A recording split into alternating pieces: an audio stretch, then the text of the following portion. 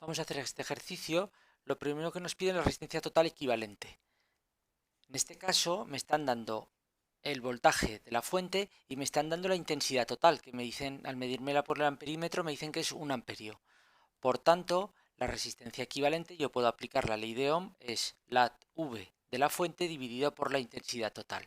En este caso es 24 dividido para 1, serán 24 ohmios.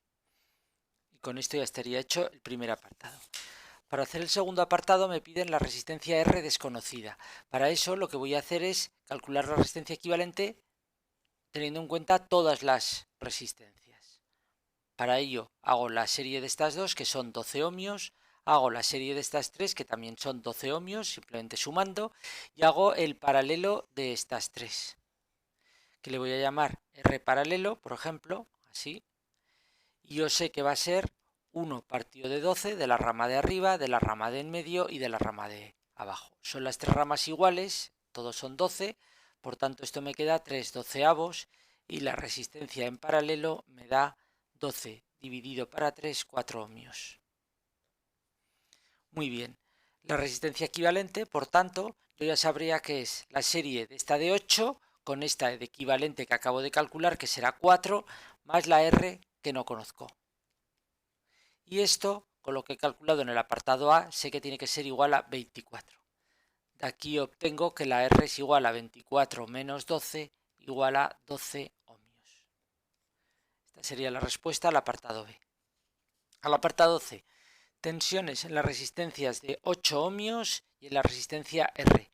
En la resistencia de 8 ohmios, la tensión, le voy a llamar por ejemplo V8, será igual a la intensidad que la atraviesa por la resistencia.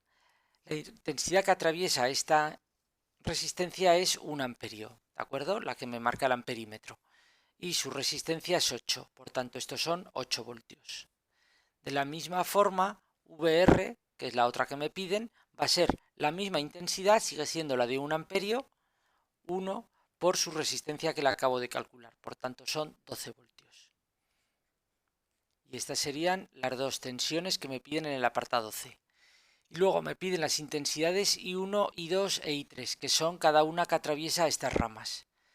Yo ya veo que van a ser iguales porque tanto I1, I2 y I3 van a ser la tensión entre este punto y este, ¿de acuerdo? Si les llamo por ejemplo A y B, va a ser la tensión entre A y B dividido por la resistencia en las tres, porque como es la misma va a ser siempre 12.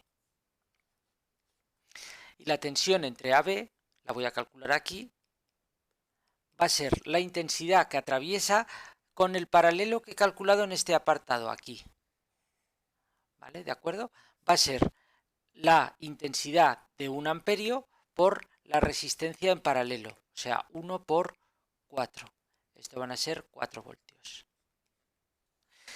Sí, también hay otra posibilidad de hacerlo, que sería la tensión de la fuente menos V8 y VR, menos las dos tensiones que pierden en estas dos resistencias.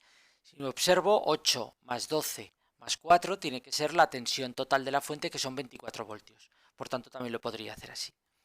Hecho de esta forma me da 4 partido de 12, que esto es 1/3 de amperio. Lo puedo dejar así o como 0,33, como quiera.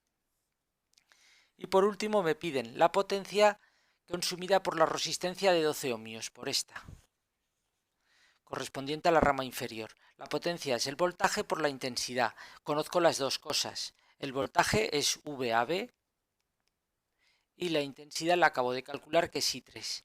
VAB es 4 por la intensidad, que es 1/3. Esto me da 4/3, que lo puedo dejar así o ponerlo como 1,33 vatios.